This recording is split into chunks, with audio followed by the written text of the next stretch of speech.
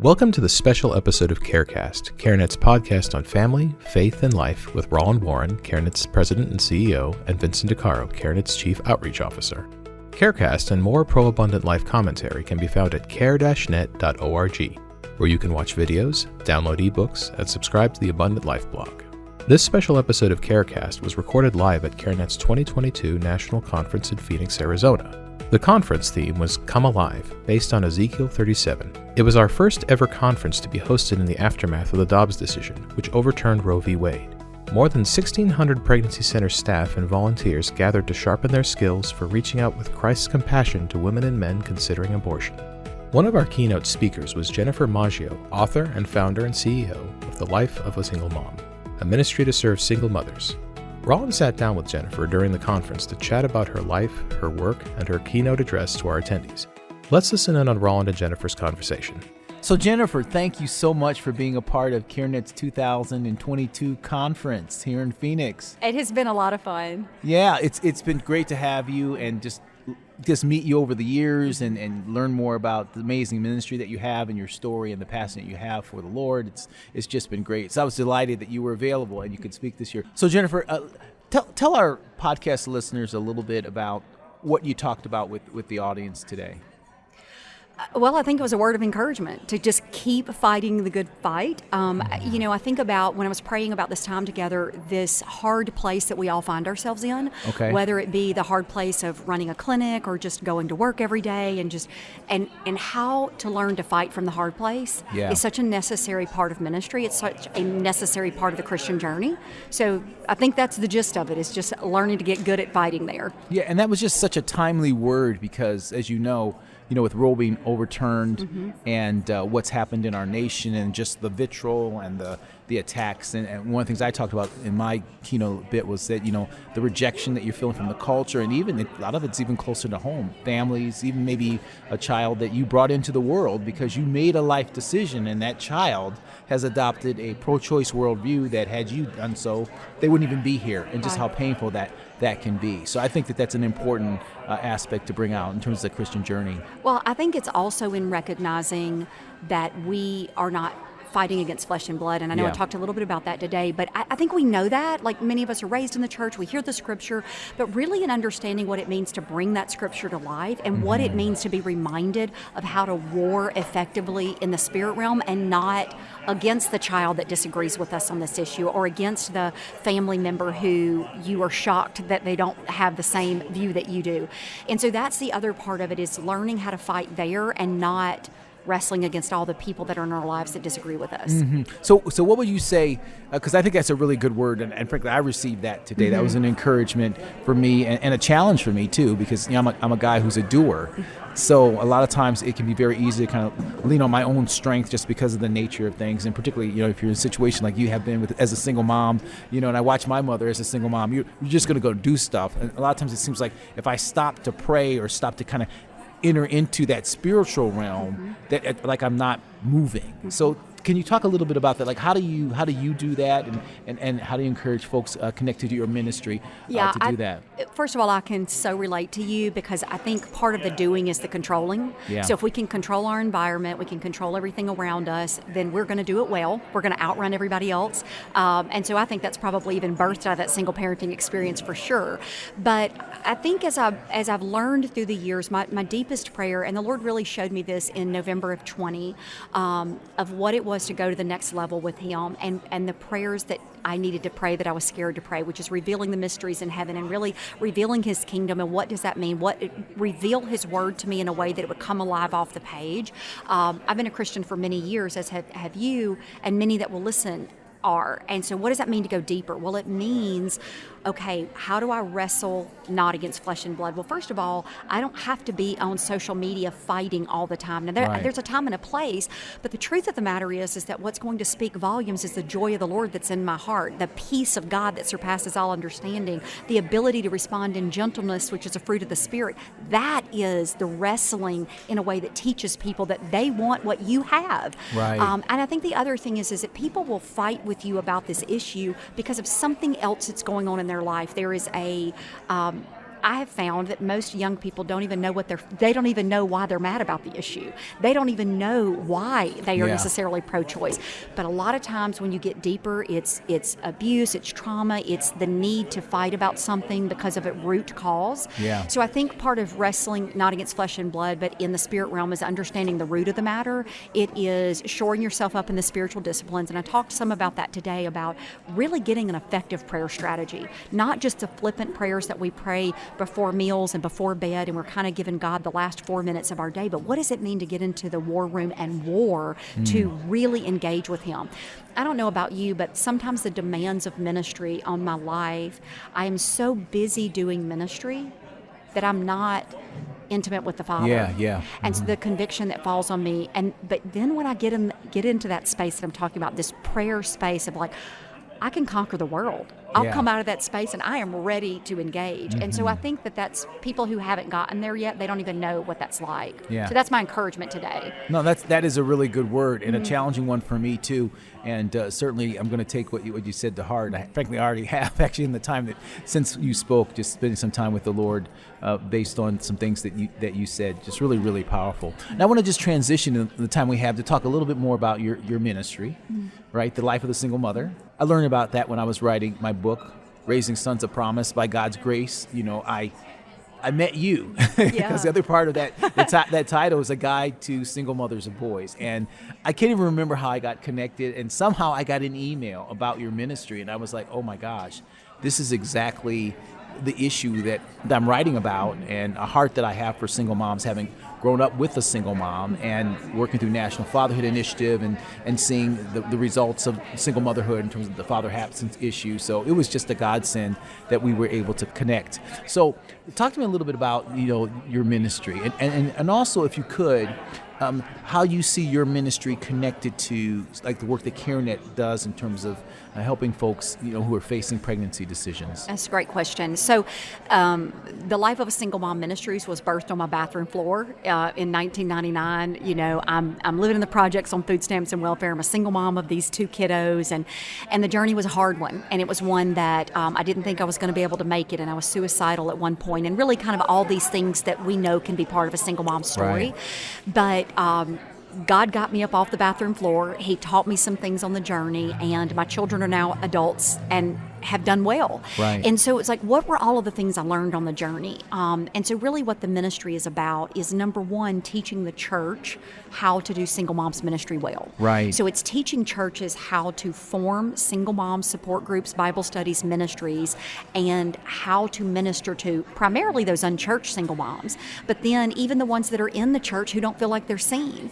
And then the other components of the ministry are really in giving the single moms the life skills they need, because we're talking about the down and dirty things that nobody's talking about. We're talking about sex and dating. We're talking about overcoming abuse. We're talking about raising a son without a male in the home. Like, we're talking about these issues that are complex, they are hard, and we're getting to really the meat of it. So what does it mean to have a soul tie with someone, and how do you break that? And all of these kind of things that are true to a single mom's story, but the church won't talk about it. Right. And so that's really the 2 primary things we're doing, is empowering the church and then empowering the single mom directly. Gotcha. Yeah, and I was just so inspired when I learned about what you're doing, because I absolutely saw that as a son growing up with a single mom. And actually, I always talk about, I grew up in sort of a single mother culture. I mean, most of my aunts were single mothers. My sister was a single mother for a period of time. Many of my cousins are single mothers.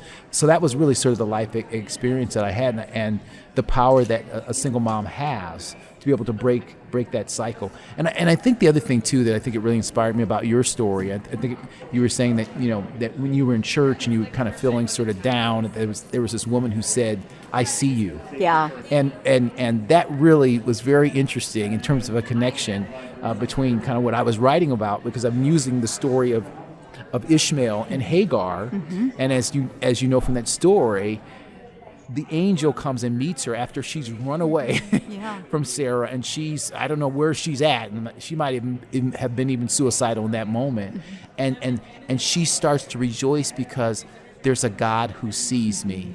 There's a God who sees me. And when you told me that, when I talked to you the very first time, I thought, oh my gosh, we're meant to be connected. And of course, she's called to raise her son and name him Ishmael, which means God hears. Yeah. So you got a God who sees and a God who hears. So every time she called Ishmael's name, she remembered God hears, and then also she has that promise from God that God sees as well. So I really think your ministry is so critically important. What do you think are some of the barriers for churches? Like why do you think it is that churches are not connecting to this issue the way that maybe they should be? Yeah, I think part of it is this fear that they are somehow endorsing unbiblical behavior. Yeah. So I think that it's, hey, we don't want to endorse divorce. We don't want to endorse unwed pregnancy. And make no mistake, there's no CareNet clinic out there that's endorsing unwed pregnancy. There's no, Life of a Single Mom ministry that's endorsing this. It's simply meeting a need the same way that drug addiction ministries meet the needs of people who are addicted. So in the sense that there's a need that's out there, we're going to get in the trenches with the moms. We're going to serve them well. And so I think that's part of the issue. And then the other component of it is that church leadership doesn't always have a single parenting experience. And so if you've never had cancer, it's hard for you to understand how to do cancer ministry well. It's like you might see that there's a need, but you really don't know how to connect the dots. And that's what we saw as a ministry, which God had burdened me with, was my experience of going back to the church, like how hard it was to go back to the church after I fell away, and then what the church did well and what they didn't. And that's really how I birthed the ministry, was like, what did they do well that we could teach other churches to do? But I think that's probably the reason that they shy away. And I'll say the other part of this, Roland, is I think that the pregnancy crisis clinics for years have done an amazing job of saving babies from abortion. I think they've done a great job of forging relationships with these mothers. And then they pass the baton to a church that isn't equipped to do it well. Right. It's not that they don't love, it's not that they don't have compassion. It's not that they don't have grace. They don't know the logistics of how to truly serve that mom, not just for the first year. This baby, what if she's a single mom until the kid's 19? Right. And so we want to really teach churches that single moms ministry is about not just a period of time, but the long term. Right. And that moms can ebb and flow out of it. Maybe they go on to marry, or maybe they, graduate out because the kiddos move away and they move out of the home. But it's really about, I'm going to be here on every Friday night, and, whoever shows up, we're going to minister to those moms. So, and I think that's a unique idea that most churches see it as like a 10-week class or an X number of weeks. They don't see it as long-term ministry. And if I may be super candid, I think that they also worry that financially moms can be a burden on the church. Okay. Because there's a lot of financial need that exists in single moms' homes, as you well know. Yes. And so they don't know how to navigate that piece. They think the church thinks they have to have all the answers to that. Right. And so that's the other piece of what we're teaching churches, is you don't have to be everything. You just have to be something. Yeah. And you have to be, obviously, you have to be the X factor, which is introducing them to Jesus. You have to teach them that, and then we'll teach them the rest. Well, yeah, and I think it's so powerful. When we ended our session last night, I was heading out with our board chair, and one of our medical directors came up to me, and she'd gotten a copy of my book, and she was like, I'm struggling. I've got 3 boys, 14, 11, and 9, and I need help. Now, she has a job. She's committed to the Lord, but she says, I need support for my boys, and I feel like I'm losing the older two, and that's one of the things that can be really challenging on the journey for a single mom, because she has a daughter as well who's that relationship kind of goes and reconnects, because one of the things that's so powerful about the connection with a mother and a daughter is that you're on the same path and you're also on the same journey. Like, your daughter is moving to womanhood. So a lot of times there'll be a relationship where, maybe there's some distant years, but as she starts to move into, you have something in common. You're both on the same path and the same journey. The challenge with boys is that you're on the same path, but you're not on the same journey. And as he gets older, there's almost like a Y where he starts to move further and further and further apart. And in God's design, a father is supposed to walk alongside him to help him learn how to be a good husband and a good father. And the things that you're talking about, is the same stuff she's talking about, the challenge in her church. She said, I can't get support, I can't get help, and there's not a ministry model to support me. And even when she's gone to other groups like MOPS or things of that nature, which are really they don't have to be, but tend to be more sort of like married moms, who might even be stay-at-home moms, and her whole world is very, very different from that. So your ministry is just so desperately needed, and certainly from a CareNet perspective, we really want to be working more closely with you, because the pregnancy centers need to be able to move folks from the pregnancy center to the church for ongoing support and discipleship. Right. Ongoing support and discipleship. Well, when I came down off the stage just a few minutes ago, there was a line of women, and do you know how many of those women were single mothers? A lot of them. them. They're on the front lines of CareNet. They're on the front lines of serving others. They're on the front lines of changing lives. Yeah. And yet many of them at home are parenting these 3 or 4 kids. They're trying to figure out how to navigate it.